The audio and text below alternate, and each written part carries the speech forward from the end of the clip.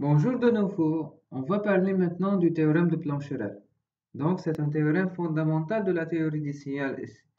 On utilise très souvent dans le calcul des transformations de Fourier, par exemple, d'une fonction.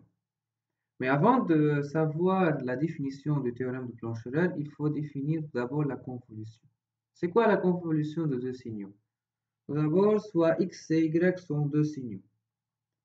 On dit par un signal, c'est-à-dire une fonction temporelle. Et cette fonction, c'est une fonction définie de moins l'infini vers plus l'infini. On suppose qu'on a un temps négatif. Maintenant, on appelle la convolution de ces deux signaux, la définition suivante. C'est l'intégrale de moins l'infini vers plus l'infini, x de taux, y de t moins taux, d taux. Donc la variable d'intégration, c'est taux, non pas t. Donc x de t convolué avec y de t est égal à cette intégrale-là. On remarque qu'on a des propriétés sur la convolution. On remarque que la convolution, c'est une loi. C'est une loi de composition interne tout d'abord. Cette loi de composition interne, c'est une loi commutative. Elle est associative et elle possède un élément neutre. L'élément neutre ici, c'est l'impulsion de Dirac. L'impulsion de Dirac, on peut la définir dans une autre vidéo. Donc, on peut définir l'impulsion de Dirac dans la vidéo suivante, qu'on va l'effectuer après.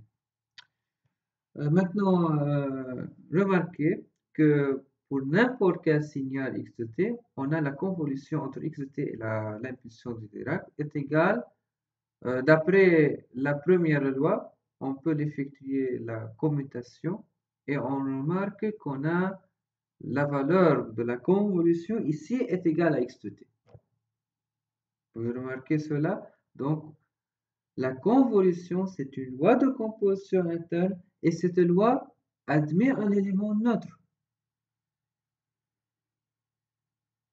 Maintenant, on veut parler de la dérivée. Lorsqu'on a un dérivé ici, lorsqu'on a x' de t convolué avec y de t, cette expression de convolution est égale à x de t convolué avec y' de t. Donc, vous remarquez, la convolution, c'est une opération, c'est une loi de composition interne des signaux dans laquelle on utilise souvent pour le calcul de la transformée de Fourier. Pourquoi? Car d'après le théorème de Plancherel, qu'on doit définir dans la vidéo suivante.